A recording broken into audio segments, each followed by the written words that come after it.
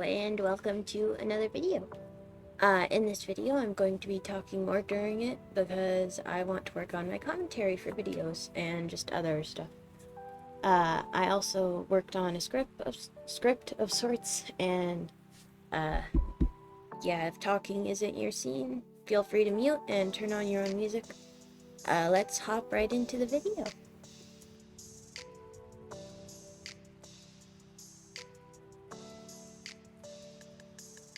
Alright, this took me 3 separate recordings to finish, the art in the background, and the drawing took me roughly 4 hours and 5 minutes to complete. I will be speaking about the art, and if we have the time, I'll probably speak on the character's backstory a little bit, but it's not guaranteed. I'm gonna try and focus on the artwork and my art process a little bit. Let's see. Most of the backstory for the OC, it's really simple information, and we'll dive more into just information, tidbits, and fun facts and stuff for this character later. They are a D&D OC, just a heads up. They're a satyr and a fighter class, and yeah, they're chaotic neutral. Let's hop right into the art then.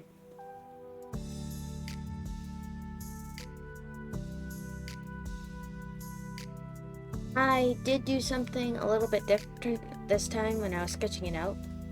You did hop quite a bit into the sketching phase, but I'll start at the beginning and just go from there. You might have already seen some of the process, and right now we are getting into the detailing of the sketch and stuff, but let's start with the thumbnail. I did something a little bit different with the thumbnail this time. I actually focused on silhouette and pose, and I think it turned out pretty good. I have done something similar to this in the past, but it wasn't really the same way I did this one.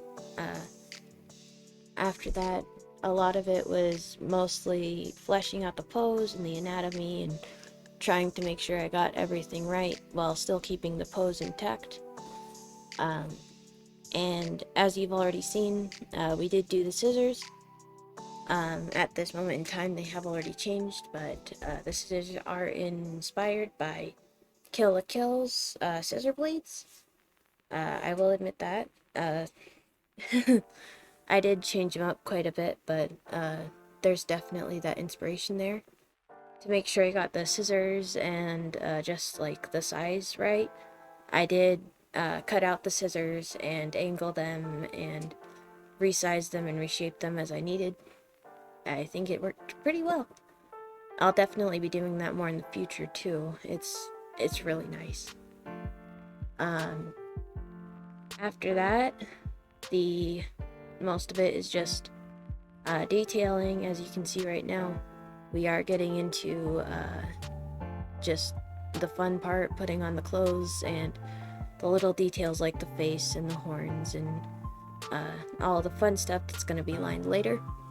I did struggle a little bit with the detailing at first, but I did end up breaking up the parts like the hair and the base of the body that had the clothes on it, and just small things here and there. But yeah, we'll see what's up next.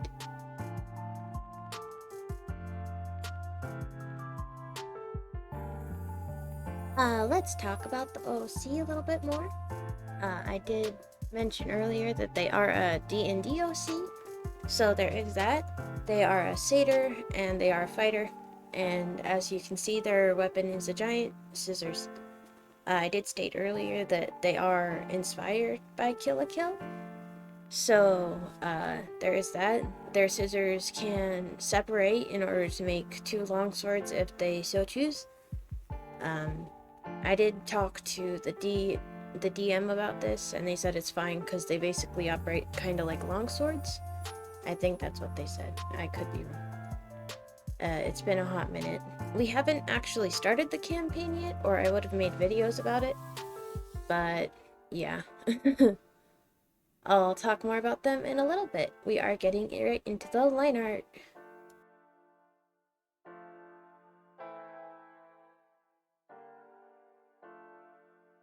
Alright, on to the line art. Not a lot of different stuff was done in this line art from what I usually do. A lot of it's just following the sketching. In the coloring phase, I did edit a few things here and there, but it's like small changes, not too noticeable. Where the lines connect, I do smooth out the connection of it just by adding in some, I don't know what to call them, smooth triangles, I guess. I just think it makes the line art smoother. I'm sorry, I just got off work a bit ago at the time of recording, so my mind's a little bit jumbled. But regardless, let's get back into it. A good amount of this line art was done on multiple different layers, and then once I'm done, I merge them all together. And yeah, there's not too much real interesting stuff going on during the line art phase. A lot of it's just basic, making the sketch pretty and clean, and yeah. Let's hop into some fun OC facts while we wait for the coloring to be done.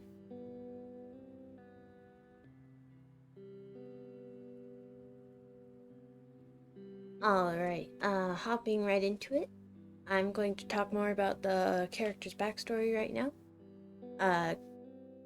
They are a fighting class. They do look like a jester, partly because of what they did growing up. When they were born and growing up on the road, their parents were workers for a caravan who were mostly just like security, I guess you could call them, or just people who protect the carts and the merchandise so the people traveling can get it to their destination safely. They grew up learning how to use the sword, and they ended up choosing to dual wield just because it means they can cover more ground. Also, while growing up, they got really skilled, and it never really left them. But when they became an adult, around 18 years old or 19 years old, they decided to leave the business, I suppose, and go work for a circus that they ran across on the road. They said goodbye to their parents and went off to learn new skills. After that, they kind of went and protected the circus while they learned some fun new tricks. And from there, yeah. I'll talk more about their time at the circus in just a minute, but right now we're getting into the fun part, which is the shading.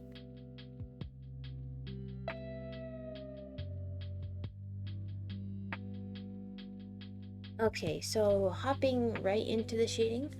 We did already start like a couple seconds ago, but it's fine. Starting out, when I shade, I do the hair separately and the props separately, and then just the main body separately. So you will see me like working on the hair a little bit, but it doesn't matter too much because I separate it from the main shading in just a minute. It all starts with the base layer of shading, and then I add a top coat of lighting for just extra depth.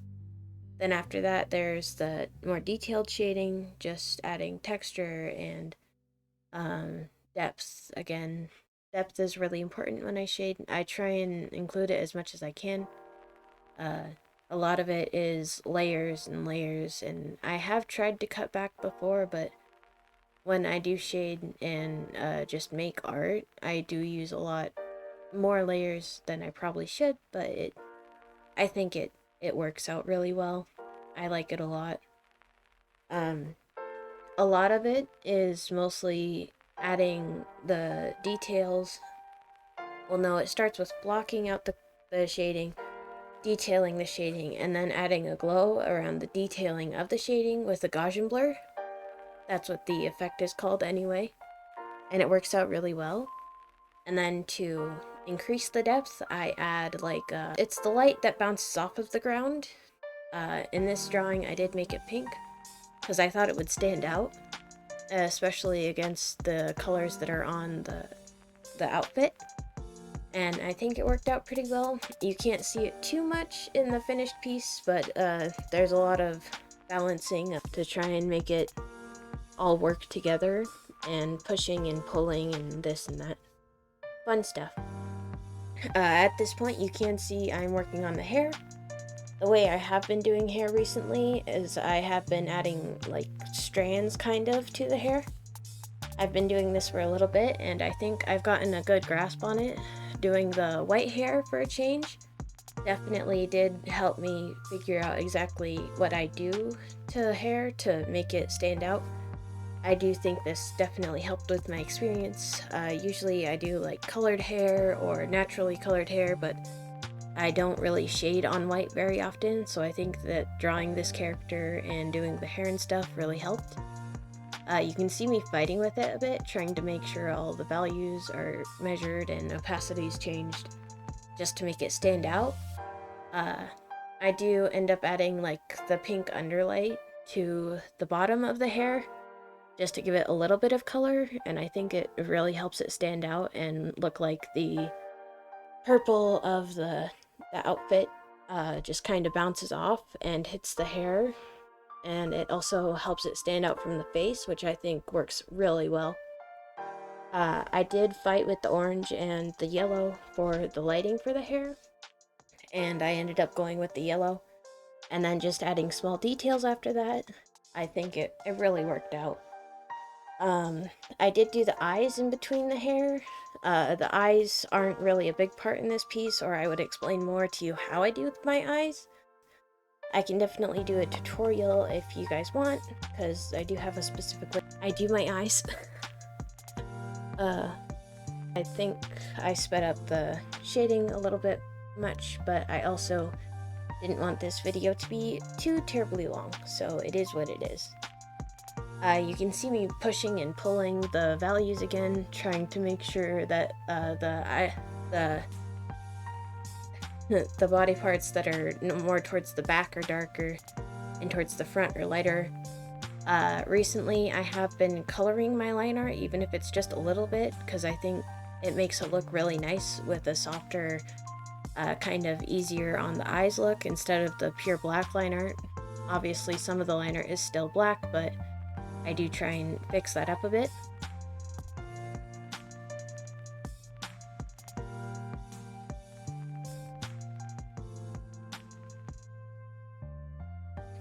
Onto the scissors.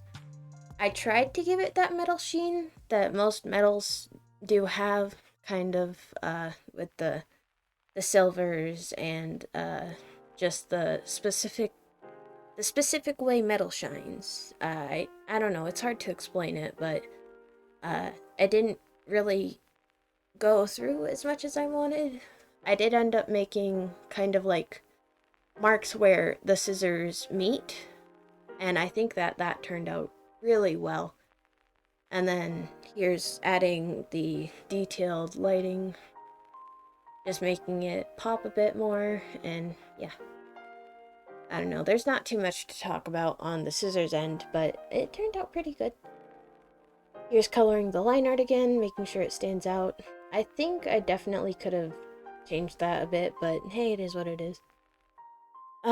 For shading, in order to have like one more overlay, I do colors that are like gradient for the shading and the lighting, and that's what you saw earlier. It doesn't take very long, so it wasn't in the speed paint too much.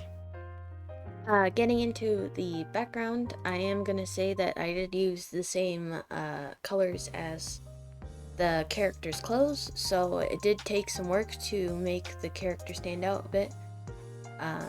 I was going to do white, but it just didn't seem to work for good enough contrast between the character and the background, so I ended up going with black, kind of, I don't know how to say it other than just depth between the character and the background, so the character has something it's kind of on top of. And in the speed paint, you'll also see me adding the base color on top of what's already shaded, and then adding the Gaussian blur effect just to add more color back onto the shading that was previously there. I think it worked out pretty well. Alright, that is around the end of the video. I managed to talk for the whole thing, which is pretty good for my first, like, full commentary speed paint. I think it turned out pretty good. If you have any feedback, that'd be greatly appreciated, but let's head right into the end card so you guys can see the finished piece. Here it is! Thank you guys so much for watching. I hope to see you in the next video. As usual, my link tree is in the description if you'd like to go check it out. You can find where I post all of my artwork and better ways to get in contact with me. I do plan on opening commissions sometime soon. I've thought about different payment methods, and I've decided to just use Ko-fi, just because it's a little bit easier, and then you can choose your own payment method, I think. Could be wrong, but that's what I've decided. So, terms and conditions and a commission sheet and all that fun stuff will be up very soon. I hope to see you in the next video, and yeah, I hope you enjoyed the work. I think it turned out pretty good, especially for like one of my last works of the year. And yeah, again, thank you guys so much for watching, and I will see you next time. Bye bye!